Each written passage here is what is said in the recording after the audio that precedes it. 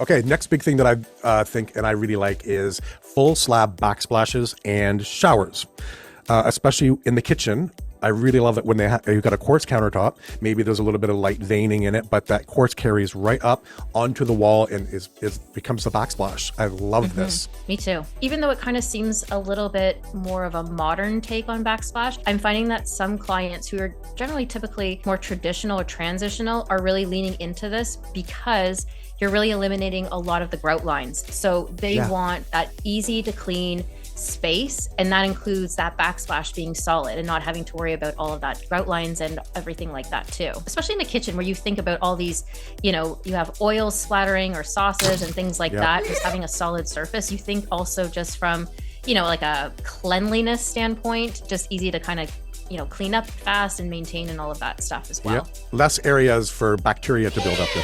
Exactly. Same in the shower, I guess, as well, right? Yes. Right. And I love in the shower when they have the full slabs that are book matched on the wall. Love that. Oh, looks so cool. I love that. Oh, you know what I don't like? Oh, dude, I keep seeing this on, I don't know if this is a new thing. I don't like it, and I hope it doesn't last. I don't think it will. It's people putting very bold marbles. They're probably quartz, or maybe some of them are real marble, but it's really bold. Like it's a white marble with a really dark veining, but very drastic and bold. But they put it freaking everywhere. It's on the floors. It's on the island, and not even just the counter. All the walls of the island are in it, and their backsplash and their kitchen counters. And I've even seen it also in a bulkhead.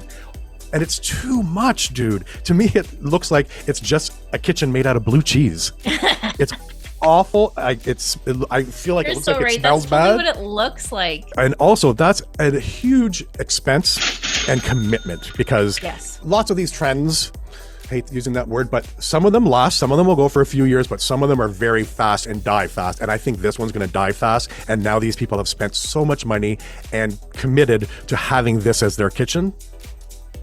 Nope.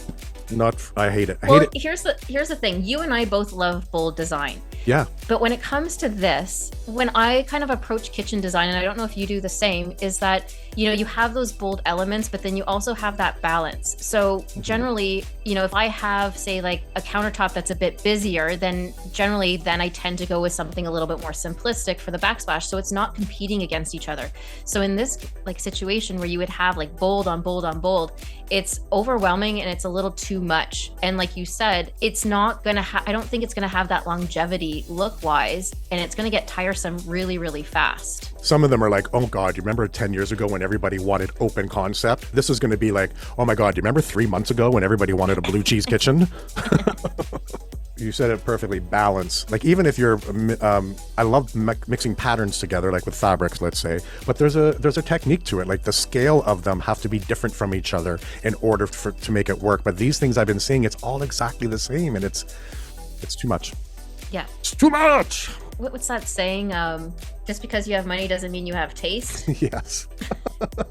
So like in this kind of situation, that's kind of what I think of, right? So it's like, oh yeah, I have all this money and I can buy all this stone to put in my kitchen just to kind of like flex the muscles, but it doesn't mean that that's what you should do either. And I think something else to the full slab, especially the porcelain, like you were mentioning in the bathroom, I think that also adds another cost element because it's much more difficult for your tiler to deal with. So even the labor of it will go right up as opposed to just regular tiling. And if you can't cost-wise do something like that, then the next alternative would be just do larger scale tile, like a 24 by 36 or a 24 by 24.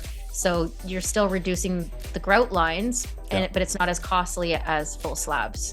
And if you do it with a bit more of a subtle veining or pattern on it, it does still look like it will read almost as one. Exactly. Right. And you have to think about, okay, where's my bathroom? Is it upstairs? And can I get this big slab up my stairs and around corners and up into where the bathroom is? So before you invest in that, make sure you measure, make sure it'll fit.